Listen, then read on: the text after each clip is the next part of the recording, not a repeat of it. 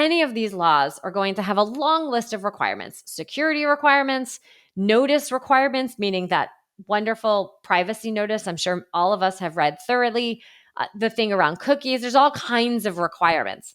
But you can't, and you actually mentioned right to be forgotten, which is under GDPR and under almost every new modern data privacy law out there. You can't begin to create an accurate privacy notice, which, mind you, is required for employees in California and in the EU and other countries. You can't begin to do that for your customers. You can't begin to do any of the individual rights or even that question we just talked about. Can you or should you? If you don't know what data you have and where it is.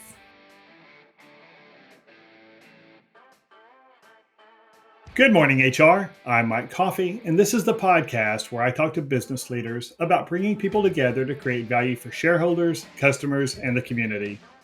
Please follow, rate, and review Good Morning HR on Apple Podcasts, Stitcher, Spotify, or wherever you get your podcast. You can also find us on Facebook, Instagram, YouTube, or at goodmorninghr.com. Our guest today is Jodi Daniels.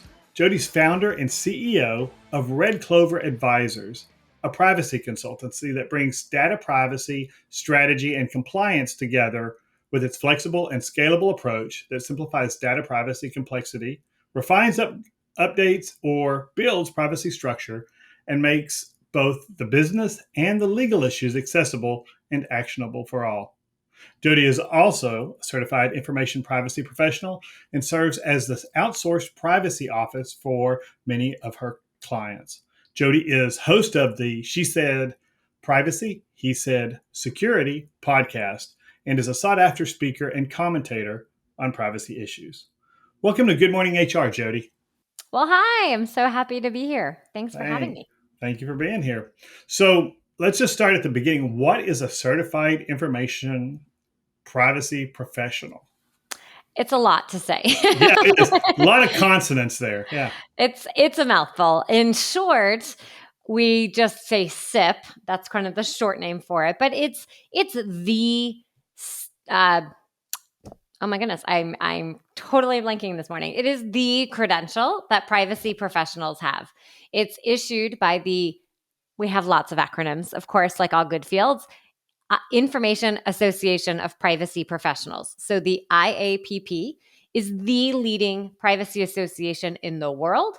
And they have different credentials, often by geography. So United States, EU, Canada.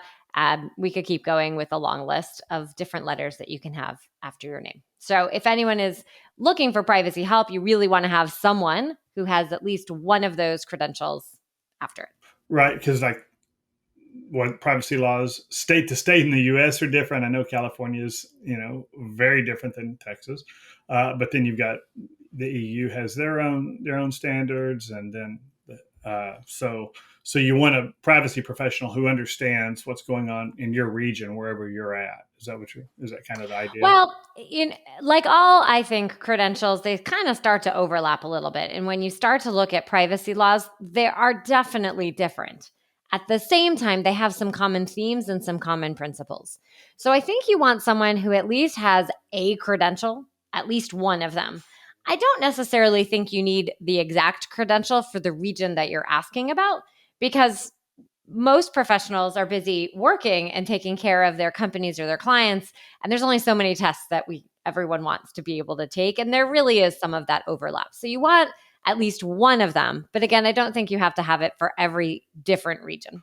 So to be an expert in privacy is a pretty tight niche for somebody to go into. How did you get into that? It's always an interesting story, I think, with how people find their journey. So quite honestly, I started as a CPA at Deloitte in the audit practice, and it was all about process and financial controls. Fast forward, moved through a couple different finance and strategy roles at some large corporations, and then found myself at autotrader.com building a targeted ad network. So before Facebook ads stalked you online for the shoes that you bought or didn't buy, I did that for cars. If you came to the site and were browsing for whatever kind of car, we would serve you an ad once you left that site and you went to check out a long list of other sites. And the online advertising industry came together and said, we should prevent government legislation. And they banded together and came up with a self regulation uh, uh, that companies needed to adhere to. I was responsible for that at the company. And I thought this was pretty interesting. And we needed someone paying attention to privacy full time. And I decided to move myself into that, kind of convince senior management I could do it. And that's how I got into privacy.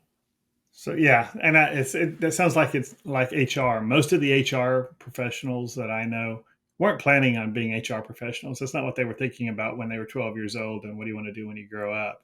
But one path led to the other, and we found our way. And we got a unique set of skills that we can use that help that help companies leverage their people to execute their mission. So that's interesting. So you started in that world, the much aligned, much maligned profession of ad tracking, which everybody complains about, but quite honestly, I'm grateful for, because I would much rather see ads for the things that I'm interested in than something that's totally outside of my bailiwick. I mean, it does mean that I probably spend more money on online purchases than I ought, but those are my choices. So what's the current thinking about tracking on that piece? What does the privacy industry say is appropriate or not appropriate? That's and how has that changed since you were doing it at Auto Trader? Well, a lot to unpack there. So, a couple different thoughts. First, I think, like many industries and professionals, you have different sides of the coin. Some people think that there's a place for targeted ads, and we just have to make sure that companies are doing the right thing and how they're collecting it. Other people think there should be absolutely zero tracking, and tracking of any kind is evil and terrible. Some people are kind of a little bit in the middle with, well, some tracking's okay if you let me decide what's going to happen. And you kind of have everybody in between. I think what has happened is, first, what's kind of interesting is I mentioned that self-regulation that we had. And I kind of joke it worked for almost 10 years, because then we started moving into a regulated state. And why is that? Well, because a variety of companies didn't do the right thing. They collected, they shared, they ultimately sold. And all of us here had no idea what was happening. And the principles of privacy are about notice and transparency. Tell me what you're doing and be honest about it. And then let me decide what I think about that. So, choice, notice, and choice. And there's a long list of other kind of basic principles. But if we just look at those two, that means a whole bunch of companies didn't do that. Mm-hmm. Well, it's kind of like what happened in kindergarten, where someone didn't do what there's, a good thing. And now we have a rule that you have to sit here before you can go there. Or you can't hit this person or that person, or no scissors, right? All the rules come because someone did something that someone else didn't anticipate. Now we have a rule. And I do think there's a place for personalized ads, for personalized content. It drives me bonkers when I keep getting ads and I like the brand, but I don't want the thing anymore. Just, can I tell you to stop giving me that? Or, other environments where you listen to maybe one song and now they think that's who you are, except it is 100% wrong. I mean, I won't name names. However, it's just blatantly terrible. So there's a place for this value and personalization. And where we're moving is more in the notice era, more in the choice. And we have to do it now within these rules. But the rules, one could argue, are they good? Are they too strenuous? Someone has to start them somewhere. And if companies do the right thing, you tell me what you're doing, you offer me my choices. What's happening now in the marketing industry is it's a little bit of a battle of, do I opt in to give you that data, or do I just tell you and let you opt out? And that's kind of a bit of where the battle is. And then there's a massive battle for anyone listening who definitely has audiences or customers or employees globally. The way countries view this issue is vastly different. Some countries outside of the United States take a much stricter approach, and it is the individual's data. And we are moving to this in the United States, but it's a little bit more challenging because we're such a capitalistic society. It's company first, person second. And we're like trying to move the person kind of up there, but it's not quite there yet, as opposed to other countries where they view the person first. And in those countries, the era of the kind of ads and marketing we've had is gone. And it is a opt-in era. Tell me what you're doing. And even then, it kind of depends on the tracking of what you're doing. Well, so like Europe's GDPR, okay, yeah, and the everything from the right to be forgotten, but and how data is transferred. Those are the kind of, I guess the term privacy is what always confuses me. What does it mean? What does privacy mean? Because it seems more like just the attitude that I own my data or the data about me at some level, and and I guess so. Define privacy. What's the official industry definition of privacy versus security or versus confidentiality? Because I know you host a podcast with your husband. She said privacy, he said security, and so even those two, the framing of that is kind of sounds like we've got two different takes on these two different issues. So what do those terms mean in when we're actually talking about them in this context? Absolutely.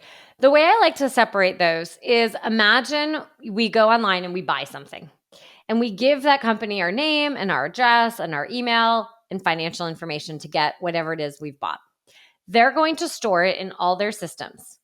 From a security standpoint, we want to make sure that bad actors don't get access to that data. We don't want our credit cards to be stolen. We want our address to remain in the company. We want that to be protected. So kind of imagine you had a big data box and we put stuff around it to lock it. And only the people in the company who need access to it have access to it. And that's it. But of the people who have access to it, that doesn't mean that they can't use it however they want to. So if the marketing team has access to that information because thank you for buying good number one, I'm so glad you like it. I'd like to hear how you like it. Can you leave us a review? Can you buy more stuff? Those are all reasonable things that a company would want to do. It wants to keep the customer more than one time. So they might have access to that data. Well, what do they do with that data? How much do they email me? Do they share it with this partner that I have over here that, you know what, thank you for buying this product. Here's a wonderful partner over here. We think you might like that too. And if they want to go online and buy data to try and target you to buy more stuff, or maybe you didn't convince me the first time I came to your site, I wasn't sold, you want to lure me back. All of that is privacy. How you use the information, how you share the information is privacy. Security is a component of privacy. Part of it is I gave you the data. I expect you to do the right thing with it. And part of that is protect it. So security is a significant element of privacy. It's just not the only part of privacy. And from a confidentiality perspective, depending on the kind of information that I've given you and what you need to do with it, I expect that you're going to use it only for the purpose that I gave it to you in the first place, and that I think would be reasonable. So it's reasonable for you to need to send that information to FedEx to send me my thing. It's reasonable for you to put it in your marketing systems because I know you're going to sell me more stuff. It might not be reasonable to put out my name and everything that I bought, or my name and my age out on a social media thing, or to share a testimonial with all my personal information. That wouldn't be reasonable. And from a confidentiality perspective, you also want to think about any other information that you've gleaned about me. Think of a B2B context. How much revenue does my company have? Or what special project am I working on? Right? Often in a B2B context, we're signing NDAs, we're signing agreements, and confidentiality is an important part. And it might not include the person's name. It might not be you have personal information, but you have company information. So we want to kind of take that same concept and apply it to people, because the idea from a people perspective is I'm trusting you that you're going to deliver on the product or service, and I trust that you're going to do what I think is the right thing with that data. So what's the harm? If I buy, I listen to several Audible audiobooks a month, and I buy other stuff from Amazon. Um, and if Amazon, sells a list that says, and I don't know that they do, and I'm sure that they wouldn't withstand the scrutiny if they did, but it says, hey, this guy clearly is on a low carb diet and eats a lot of keto stuff and is really into yoga and hates cats. What's the harm if that gets out into the marketplace? Well, I think there's a couple things. First is kind of going back to that concept of confidentiality. And you even mentioned it before, that it's my data, the individual's data. So if I didn't say that you can share, maybe I don't want people to know that I'm on a diet. That's my information. So who gives the company the right to decide how it can be used and shared? And that's the major argument that happens from a privacy perspective. You might think, well, it was just shoes. Okay, so it's shoes. Maybe that seems slightly benign. What happens when we start moving to health information or qualitative factors? For example, if I listen to a song from a certain ethnicity, does that automatically put me in that ethnic bucket? And now there's a profile that's been created about me, and that profile can be shared amongst hundreds of companies currently in that ecosystem. Decisions could be made against me. Offers might be made based on that. That could be higher or lower. So there can be discrimination and bias that we might not even thought about before.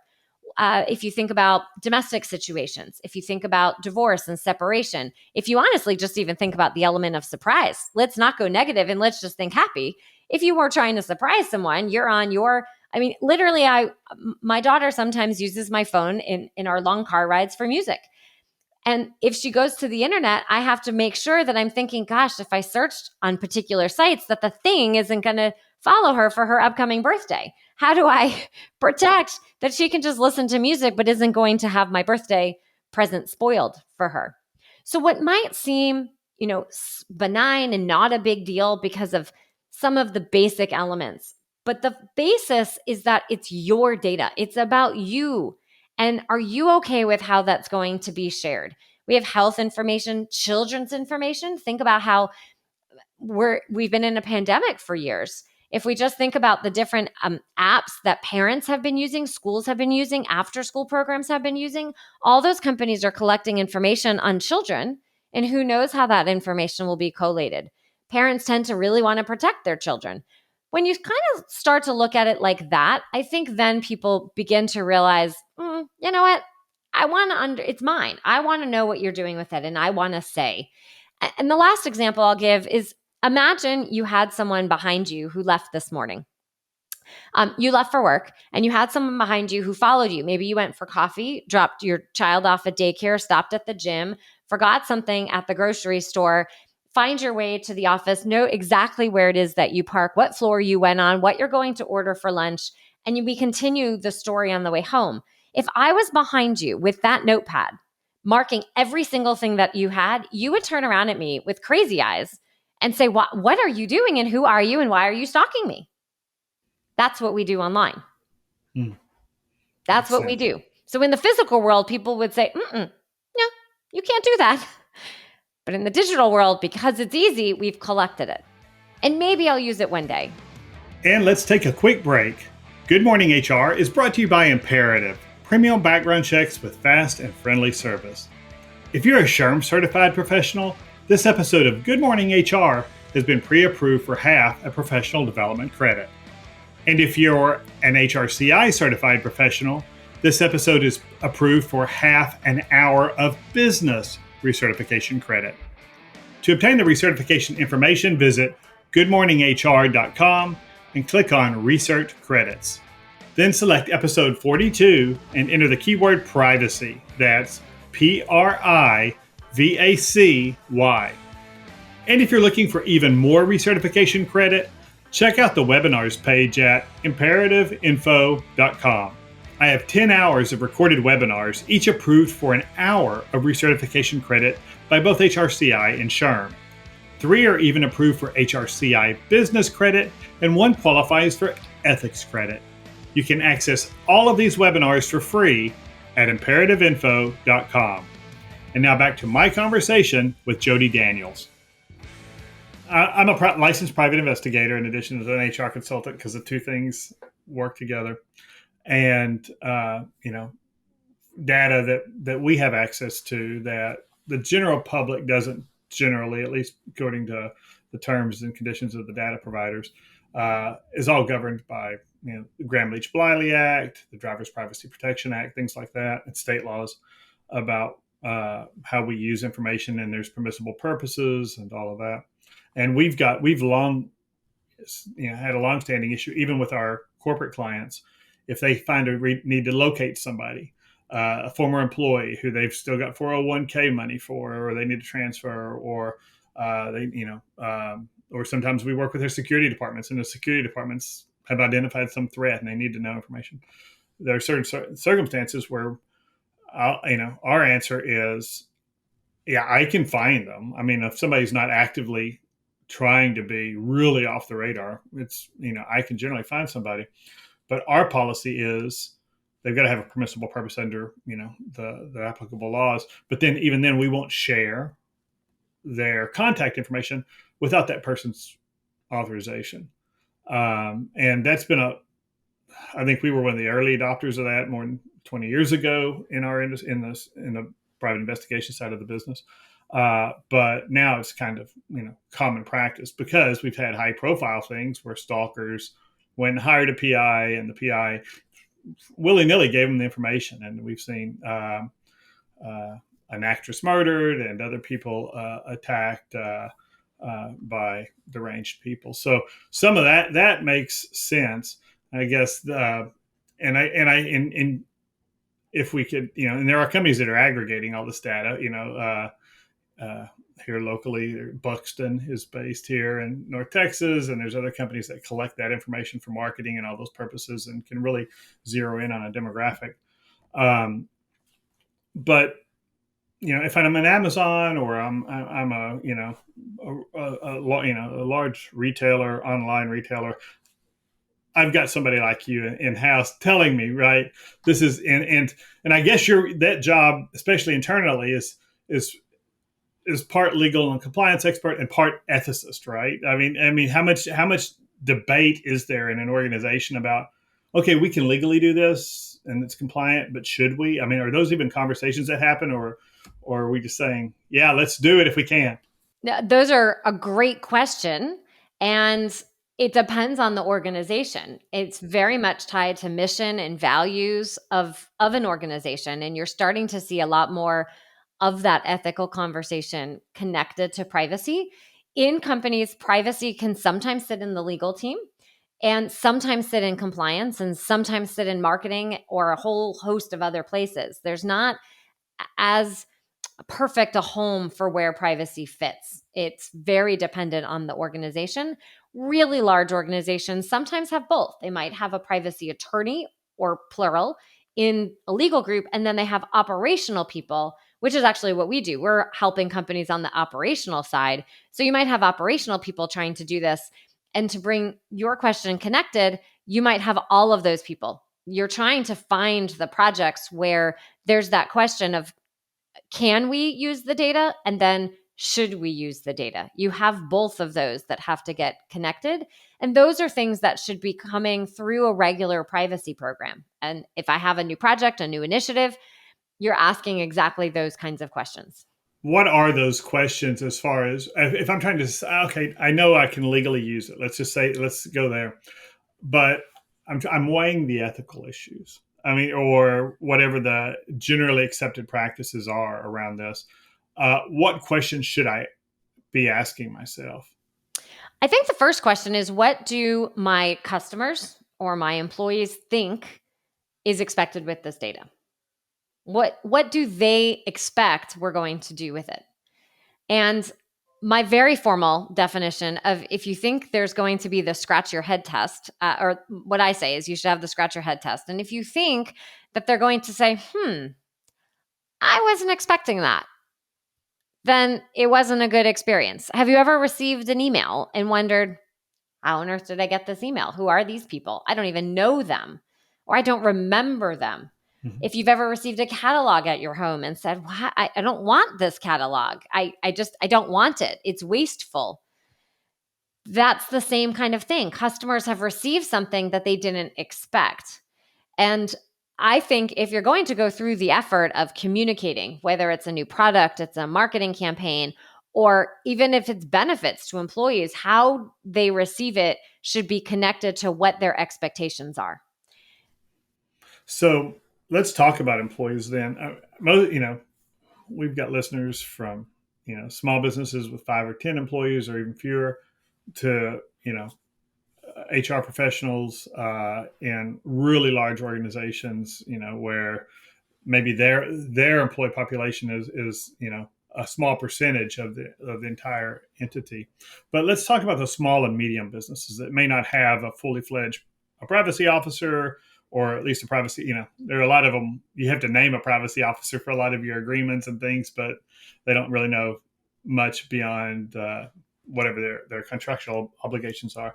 But what do you see for those small to medium businesses? What are the typical challenges they face on the privacy front? The beginning is two. One is what laws apply to me and what I need to do with them.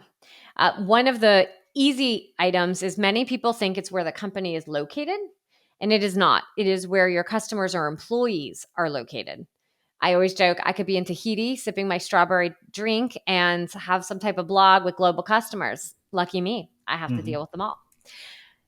The second is going to be knowing where your data is, because any of these laws are going to have a long list of requirements, security requirements, notice requirements, meaning that wonderful privacy notice I'm sure all of us have read thoroughly, the thing around cookies. There's all kinds of Mm-hmm. requirements, but you can't, and you actually mentioned right to be forgotten, which is under GDPR and Mm-hmm. under almost every new modern data privacy law out there. You can't begin to create an accurate privacy notice, which, mind you, is required for employees in California and in the EU and other countries. You can't begin to do that for your customers. You can't begin to do any of the individual rights or even that question we just talked about. Can you or should you? If you don't know what data you have and where it is.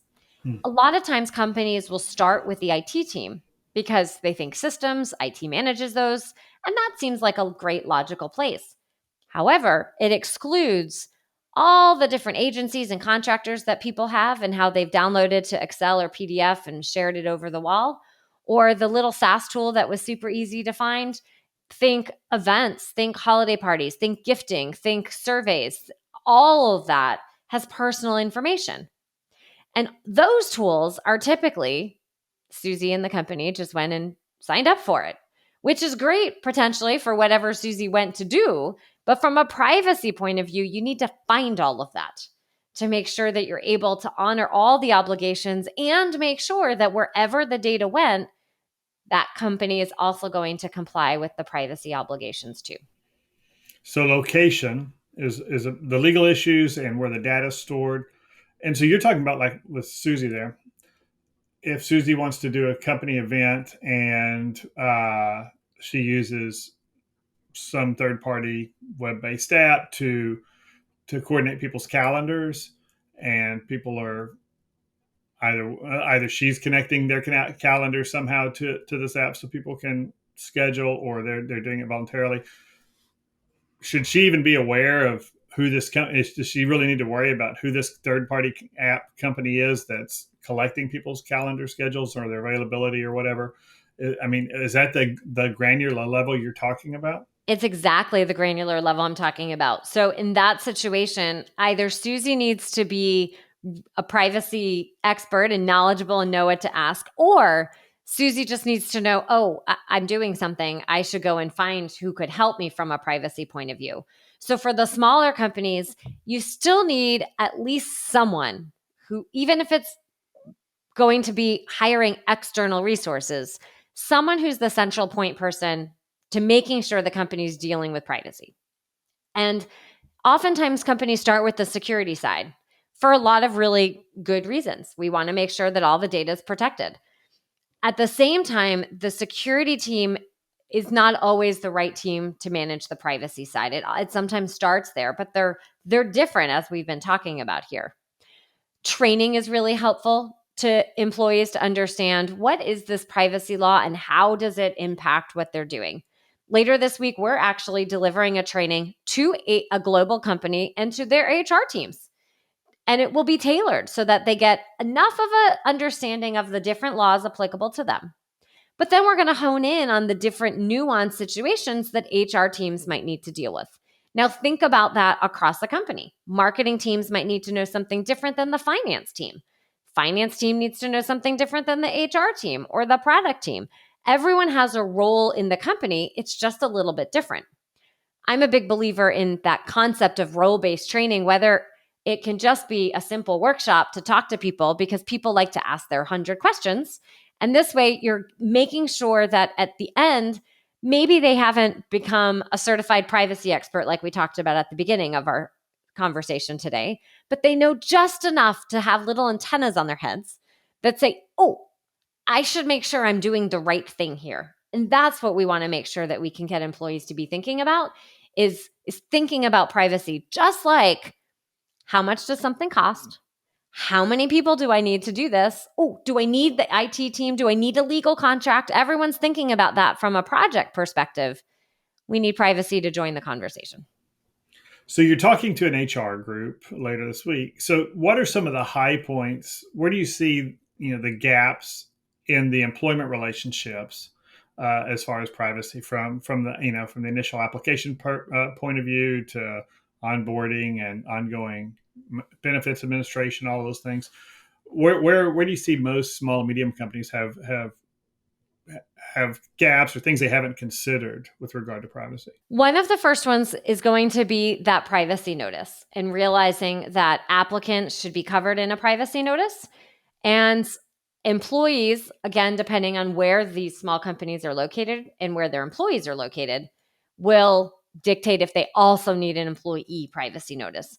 Now, some companies will say, just my employees in California get a privacy notice. And other companies will say, we're just going to treat everybody special and equal. So that's a bit of a company decision. The first would be those notices. The second is going to be individual rights. In the EU, employees count. They get individual rights too. And soon to come in California, they will also get individual rights. How you will manage that is a very important piece. There's a process element and a legal element. So it will be really important to work with your HR legal teams to be able to figure out if Jodi, the disgruntled employee, says, I want you to delete my data, which data can you and can't you delete? That is an HR legal question. The process of how you will manage that is an operational question. How does Jodi make my request? And who's going to check it? And who's going to connect all the right people? So companies are missing understanding how to deal with that piece as well. And then the last, I think, would be how you are able to understand that employees in these different regions have different views of privacy. Jodi in the EU might not want you to go to my system, grab my birth date, and share it with everyone in the company to have our monthly cake. Maybe I don't like that. Now, there's ways of how to solve that. Maybe you ask me, would I like to participate in a birthday cake celebration? And for people who are cake happy here in the United States, they might think, what are you talking about? It's just free cake. But that is the perspective and the differences amongst the laws. So it's really important to think of who first. We think of the employee first. We don't think about us and what we're trying to do first. We think about the employee first. What is okay to them? And let's just ask them and give them some of those choices. So, March of 2020, we all went remote, and a lot of us aren't going back. And I just had Sarah Glasser, an employment law attorney, on and the podcast, and she was talking about the concerns of confidentiality and privacy of people working in Starbucks and in other public places. And it wasn't that long ago, I was sitting in my local bougie coffee shop, and the people in the table behind me were she was having a phone conversation, and it was an HR issue. And my HR antenna went up, and I almost interjected and said, "Well, this is not how you want to handle the situation from an HR point of view." But I kept my mouth shut. But then I thought, if I was one of her customers or knew what company she was actually working for, uh, this is not something that they would want to have aired out in public in a coffee shop or other. What kind of privacy issues do you see in remote work? Not just people working from public places, but just since we've sent people home with access to data, that they need to do their jobs. What kind of issues are there different? Is it unique, or is it the same as what they were doing in the office? And we just keep reminding them that this is how we do business. It's a little bit of the same, but it's exacerbated. So one of them is, in addition to what you just talked about, speaking in public places, we also have to remember that people have Amazon Alexas and Siris and Ring doorbells and all kinds of other listening devices. And you don't really want to always have those kinds of conversations in front of your listening devices. Okay, now we got to get into this. Okay, so I've heard all kinds of crazy. I've got some very tinfoil hat friends who believe that Jeff Bezos is sitting on the other end, listening to every single Amazon, whatever, Echo, whatever it is, conversation out there. The raw amount of computing power that would be necessary for all of those conversations to get uploaded would be phenomenal. So how much risk is there really if? And I'm not going to say the magic words, "Hey, what's her name?" because my phone, my watch, and everything will explode at the same time and ask me what I want. But they're listening for certain words that that wake them up and turn their attention on. So how much risk is there really? Am I underestimating it? Am I poo-pooing it too much? I think there's a risk. I think you wouldn't want to have a confidential conversation where those devices are listening, because the more words they have, the smarter they are. The more people talk, the more words they have, the more they're listening. It's kind of interconnected. So I wouldn't want a confidential conversation where those particular things are listening. And if we think about kind of a Ring doorbell, let me take this call right outside, but you're sitting right inside and you can play the little video and you can hear it. So, it's kind of right there, especially with the Ring doorbells. And I have a Ring doorbell. Interesting. I love my Ring doorbell, but we don't stand in front of it with confidential phone calls because I don't want that recorded. And so, wow, I hadn't even thought about my Ring doorbell. We're getting closer to warmer weather, and I'm going to start doing my morning one-to-ones with my employees and stuff on the front porch again. So now I need to go figure out how to turn off my Ring doorbell before, because I guess that, worst case scenario, that's exhibit A in my next, in my fraud trial or whatever. And I hadn't even thought about it. Wow, that's interesting. Yep. Any last takeaways about privacy that you think small to medium businesses should really pay attention to, or maybe if I'm listening to this podcast and I'm thinking, oh crap, what am I going to do now? What's my first step? I think the big risk for small to mid-sized businesses is that they think they're too small and no one's interested in them. So the other half to the concern of remote work is that people are on their personal devices. You know what? We have family members on personal devices. I'm just going to send this to my personal thing so I can hit print because I don't have my work device hooked to my printer. Now you have personal information on personal laptops. Or if you log in on a website on the personal laptop, now you have the same personal information on a laptop. All of those are real concerns and exacerbated because people aren't as in the office as possible. But bad people and hackers, and they love small businesses because it's easy. They know that they don't have the right security measures in place. So from a security point of view, get your ducks in a row because small is target. From a privacy point of view, the most important piece is also to kind of realize small is important too, because the regular customer doesn't differentiate between small. Oh, you're small. That's okay. No problem. You can do whatever you'd like. No, we don't walk around that way. We think you're going to act just like the bigger companies because that's our expectation. And so the same is true from a privacy point of view. Start with your data, know where your data is. That's the first place to understand. Then you can also begin to figure out what kind of start from the outside. What do you tell people? What kind of privacy notice do you have? And then you start to work your way with what your internal processes can be. But you have to start with knowing what data you have. Then you can begin to communicate and be transparent and kind of work your way through the rest of a legal requirement and to your comment earlier on the ethics of what is okay. So not just can I and from a legal compliance, but go above and beyond to the should or shouldn't I. Great. Well, thank you for joining us. That's all the time we have today, but I appreciate you being with me, Jodi. Thank you. It's been a pleasure. And I will link to the She Said Privacy, He Said Security podcast in the show notes and on the website. Thank you. And thank you for listening. You can find previous episodes, show notes, and contact info for our guests at goodmorninghr.com or on Facebook, Instagram, or YouTube. And they're going to track every time you click on it.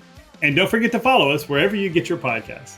Rob Upchurch is our technical producer, and I'm Mike Coffey. As always, don't hesitate to reach out if I can be of service to you personally or professionally. I'll see you next week, and until then, be well, do good, and keep your chin up.